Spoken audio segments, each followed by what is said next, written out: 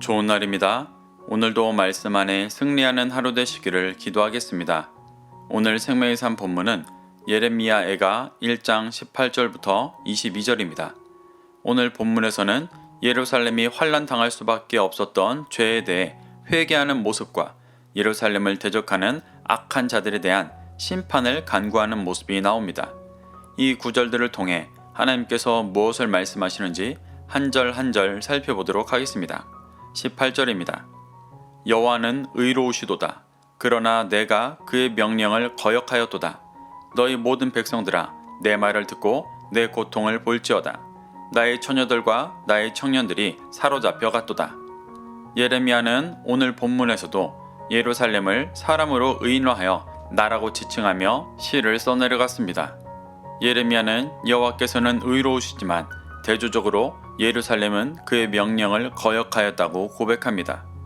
예레미야는 예루살렘이 멸망당하고 수많은 핍박이 있는 상황에서 자신들을 보호해주지 않으신 하나님을 원망하기보다 이 징벌의 원인이 자신들의 불순종에 있음을 인정하고 불의한 자신들을 심판하시는 공의로우신 하나님을 고백하고 있습니다. 그리고 이스라엘의 모든 백성들에게 자신의 말을 듣고 나의 처녀들과 나의 청년들이 바벨론으로 사로잡혀간 고통을 보라고 말합니다. 이는 남유다의 모든 백성들에게 많은 처녀와 청년들이 사로잡혀간 고통이 자신들의 불순종 때문이라는 것을 주지시키고 있는 것입니다. 19절입니다. 내가 내 사랑하는 자들을 불렀으나 그들은 나를 속였으며 나의 제사장들과 장로들은 그들의 목숨을 회복시킬 그들의 양식을 구하다가 성 가운데에서 기절하였도다. 예루살렘이 사랑하는 자들을 불렀다고 나옵니다. 여기서 사랑하는 자들은 남유다가 바벨론의 공격으로 위기에 처해 있을 때 자신을 구원해 줄 것이라 믿었던 애굽과 주변의 동맹국들을 말하는 것입니다. 그리고 더 본질적으로 말하면 자신이 믿고 소망하던 헛된 세상의 힘들이었습니다. 예레미야는 그들이 예루살렘을 속였다고 말합니다. 속이다의 원어가 라마로 미혹하다, 잘못 인도하다라는 뜻입니다. 그들은 예루살렘의 구원자인 것처럼 말했지만 결국은 자신들의 유익을 쫓아 미혹하고 잘못 인도하는 자들이었음을 말하는 것입니다. 또 예루살렘의 제사장들과 장로들은 자신들의 목숨을 회복시킬 양식을 구하다 성 가운데에서 기절하였다고 말합니다. 자신들의 목숨을 회복시킬 양식이라는 것은 육신이 먹을 음식을 뜻한다기보다 자신들을 구원해줄 영의 양식을 말하는 것입니다. 그런데 이들이 구한 영의 양식은 하나님의 말씀이 아니었습니다. 에스겔 8장 12절을 보면 예루살렘이 망하기 전 장로들은 하나님께서 자신들을 버렸다고 말하며 우상을 향해 비는 모습이 나옵니다. 이들은 하나님을 잘 믿다가 궁지에 몰려 하나님을 원망하며 돌발적으로 이러한 일을 행했던 것이 아니었습니다. 처음부터 하나님을 형식적으로만 섬기며 비진리를 믿고 쫓던 자들이었습니다. 그렇기 때문에 심판받는 것인데도 회개하고 돌이키기보다 더 극렬히 우상을 섬기고 있습니다. 예레미야는 제사장과 장로들이 이로 인해 성 가운데 기절하였다고 말합니다. 기절하다의 원어가 가와로 숨을 거두다, 죽다라는 뜻입니다.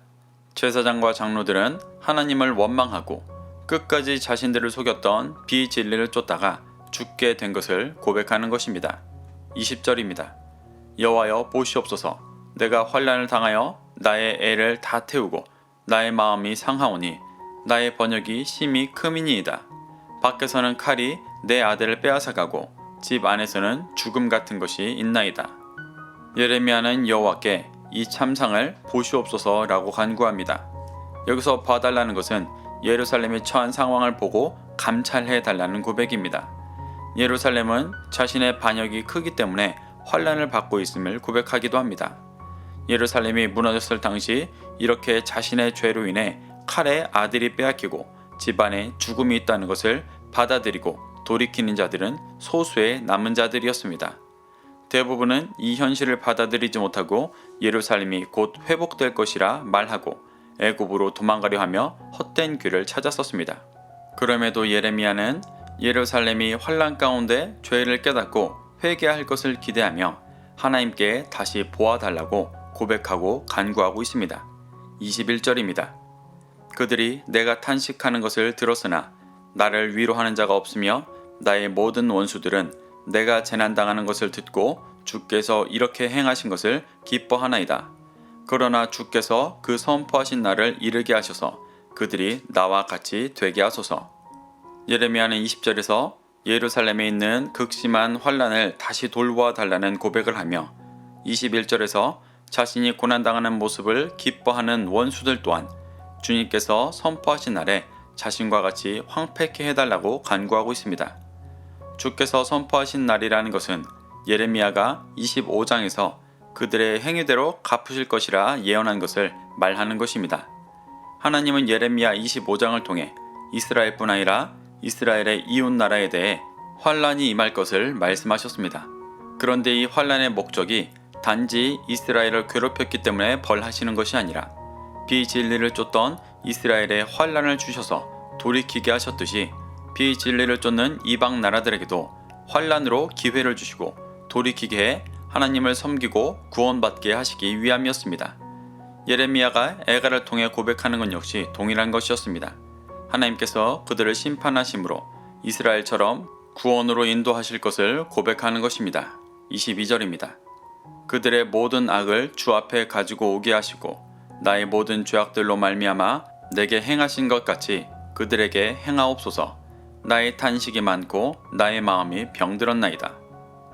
예레미야는 심판받을 이방 나라들이 그들의 모든 악을 주 앞에 가지고 오게 해달라고 간구합니다. 이는 그들의 모든 악이 주 앞에 드러나게 해달라는 간구입니다.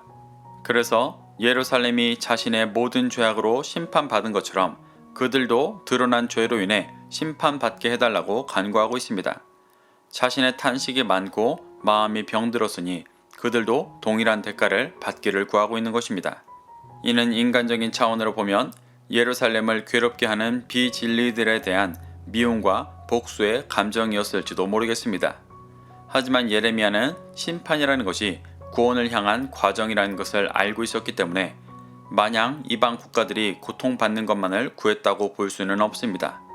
성정을 가진 인간으로서 그들을 향한 복수심도 있었겠지만 궁극적으로 예레미야가 구하고 있는 것은 이스라엘과 같이 이방 나라도 환란 가운데 깨어지고 부서져 회개하고 돌이켜 구원을 향해 나아가는 것이었습니다. 사랑하는 성도 여러분, 예레미야는 애가를 통해 예루살렘에 임한 감당할 수 없는 심판이 자신들의 죄로 임함임을 고백하고 있습니다. 또한 자신들을 심판하셨듯이 이방 국가들 또한 심판해 주시기를 구하고 있습니다. 이는 이스라엘과 이방 모두가 하나님의 심판 속에서 회개하고 돌이켜 구원의 길을 가기를 구하는 제사장 나라 백성의 고백입니다.